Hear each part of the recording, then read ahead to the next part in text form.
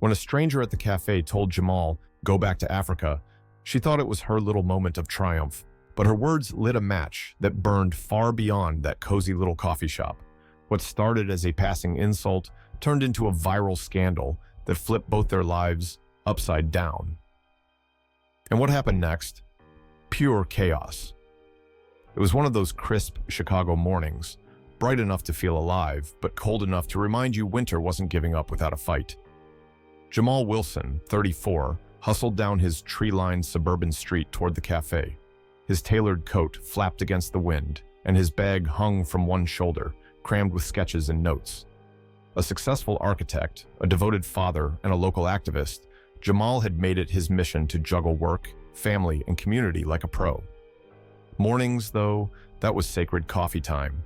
The cafe was his usual spot, a cozy place with dark wood counters, warm lighting, and the kind of ambiance that made you want to curl up with a book and stay forever.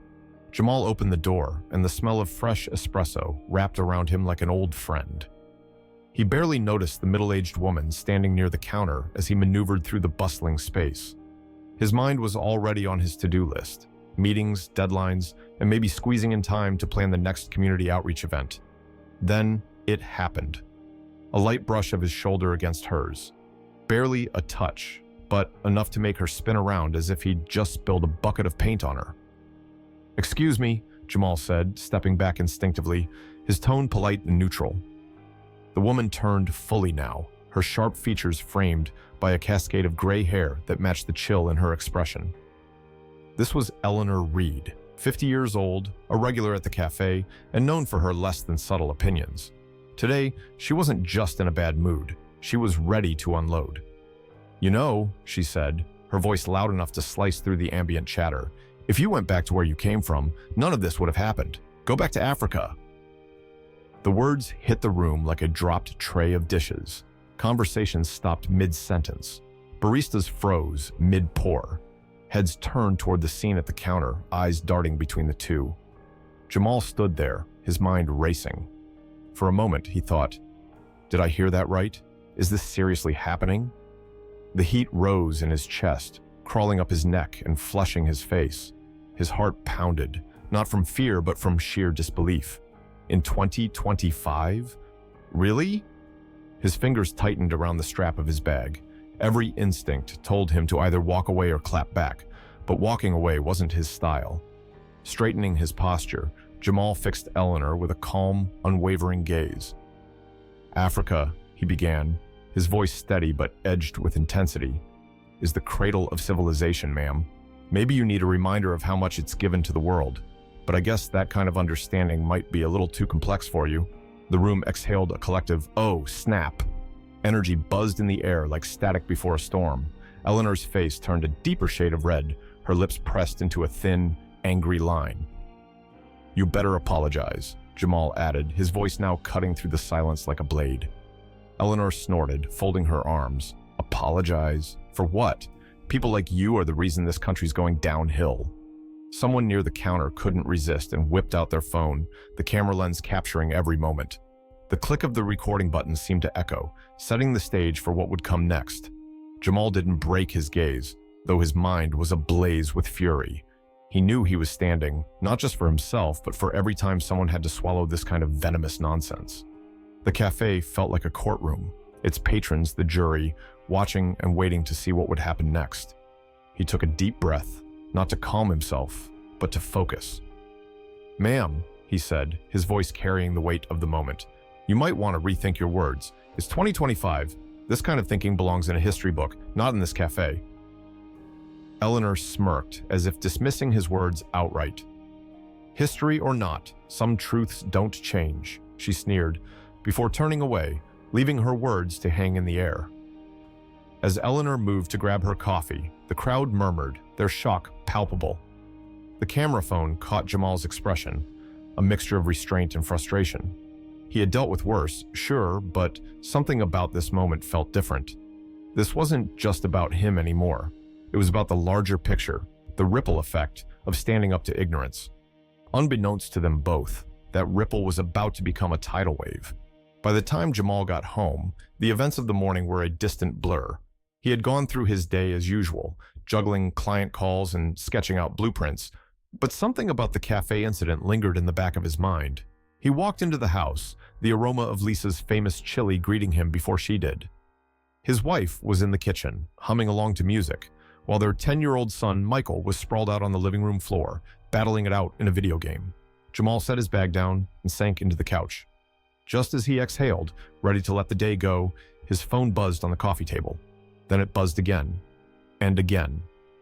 "Babe, I think your phone's trying to start a fire," Lisa joked from the kitchen. Curious, Jamal picked it up. Notifications flooded the screen. Pings from social media, text messages, and even missed calls. Confused, he tapped on one of the links. A video started playing. It was the incident from the cafe, captured in all its awkward, heated glory. Eleanor's comment, his calm but pointed response, and the stunned silence of the room. It was all there. The caption read, "When you come for the wrong guy, this clapback deserves an award." Jamal's heart sank. The video wasn't just out there, it was everywhere. In less than a few hours, it had racked up thousands of views and even more comments. He scrolled through them, the screen lighting up his face as Lisa walked over, drying her hands on a towel. "What's going on?" she asked, leaning over his shoulder. Jamal groaned, passing her the phone. "Someone recorded the cafe thing this morning. It's blowing up." Lisa raised an eyebrow as she watched the video. "Wow, you handled that like a pro. I mean, I would have lost my cool, but you, smooth as butter." "Thanks, but look at this," Jamal said, pointing to the comments. Some were supportive. How did he stay so composed? This guy is a legend. Finally, someone standing up to ignorance. People like her are what's wrong with this country. But then there were the others. He totally baited her into saying that. Cut the woman some slack. She's from a different generation. Why is everyone acting like he's some kind of hero? Chill. Jamal tossed the phone onto the couch. Great. Now I'm a viral sensation and a target. Lisa crossed her arms, her expression firm. You've dealt with worse. You're always telling people to stand up for what's right. Now you've got the chance to practice what you preach. Meanwhile, across town, Eleanor was experiencing her own version of the fallout. The video had reached her neighbors, her book club, and even the local news station. By the time a reporter showed up on her doorstep, Eleanor had decided she wasn't going to back down. It was taken out of context. She insisted during an interview with the local news, "I was having a bad day. Everyone has bad days." But her attempt to downplay the incident only added fuel to the fire. Social media sleuths began digging into her past, unearthing posts and comments that painted a clear picture of long-standing, problematic views. Soon, hashtags calling for her resignation from her role as the administrator of a local senior citizens club began trending. Eleanor's world was unraveling, but she refused to acknowledge her part in it. Back at home, Jamal sat in his study, staring at his laptop. His inbox was flooded with emails, some from community members asking him to organize a rally, others from reporters requesting interviews. One message caught his eye. It was from a parent at Michael's school, thanking him for his response and calling him an inspiration. Jamal read the email twice, letting the words sink in. Lisa appeared in the doorway, holding 2 mugs of tea. "What are you going to do?" she asked, setting one down in front of him. Jamal sighed, running a hand over his face. "I don't know. Part of me wants to ignore it, but..." He glanced at the email. "I can't. People are looking at me to do something." "You don't have to have all the answers," Lisa said, sitting down across from him. "But you do have to show Michael what it means to stand for something. He's watching, even if he doesn't say it." Jamal nodded. She was right. This wasn't just about Eleanor or the comments online. This was about setting an example for his son, for his community, and for himself. That night, Jamal drafted a statement. He kept it simple but powerful, posting it across his social media accounts. Hate can't be defeated with more hate. Ignorance can't be erased with insults. If we're going to create change, we have to start by listening, even to the voices we disagree with. Within minutes, the post started gaining traction. Comments poured in, applauding his measured response. But Jamal wasn't celebrating. He knew this was just the beginning. The next morning, the city center buzzed with energy. A crowd had gathered, their voices a mix of anticipation and conversation. Signs waved in the air, some calling for unity, others demanding accountability. The sound of cameras clicking and reporters chatting into their microphones added to the electric atmosphere. It wasn't every day that a local incident turned into a full-blown movement. Jamal stood near the podium, his tailored suit contrasting the vibrant signs and banners around him. He adjusted his tie, glancing at Lisa and Michael, who gave him reassuring smiles from the front row. This wasn't how he imagined spending his weekend, but here he was, about to address a crowd that was ready to listen. The air was thick with expectation as Jamal took the microphone. He scanned the crowd, his face calm but resolute.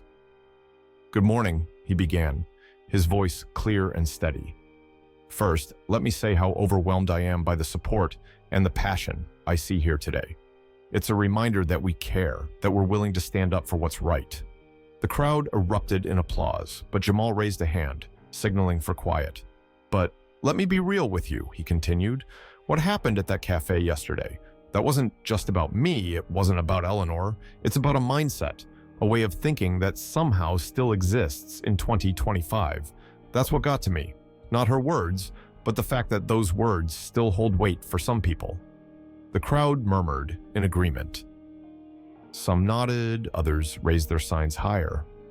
"Look," Jamal said, leaning forward slightly, "it's easy to point fingers. It's easy to get angry. But what does that change? If we're serious about moving forward, we need to stop shouting at each other and start educating each other. Understanding doesn't come from hate.